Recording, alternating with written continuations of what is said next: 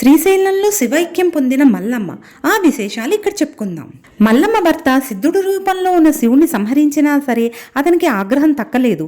అతను అప్పటికీ ఇంకా అజ్ఞానంలోనే ఉన్నాడు. ఏదో సిద్ధుణ్ణి సంహరించాననుకుంటున్నాడు, కానీ అది సాక్షాత్ పరమశివుడు అని గ్రహించలేకపోయాడు. అప్పుడు మల్లమ్మ తన భర్తకి ఎదురు వెళ్ళి, మీరు సంహరించింది సిద్ధుణ్ణి అనుకుంటున్నారా? కాదు, సాక్షాత్తు ఆ పరమశివుణ్ణి అని చెప్పింది. ఆ మాట వినగానే తన భర్తకి మరింత కోపం పెరిగింది. నువ్వు వంచకివి, నీలాంటి వాళ్ళు ఉండకూడదు, ఉండు నిన్ను కూడా సంహరిస్తానని ఇంకో కత్తి దూశాడు.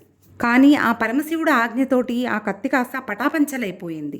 ఆ సంఘటన చూడగానే మల్లమ్మ భర్త ఆశ్చర్యపోయి తన తప్పు తెలుసుకుని, అయ్యో నేను శివనింద చేశానని చెప్పి మల్లమ్మను క్షమించమని కోరి ఇంటికి రమ్మని కోరాడు. కానీ మల్లమ్మ ఇంక నేను రాను, ఇంక నాకు శివుడు ఒక్కడే దైవము అని చెప్పి ఆ ఆవుల్ని తోలుకుని శ్రీశైలం వెళ్ళిపోయి ఆవులిచ్చే పాలతోటి రోజు స్వామికి అభిషేకం చేస్తూ అక్కడ శ్రీశైలంలోనే శివైక్యం పొందింది.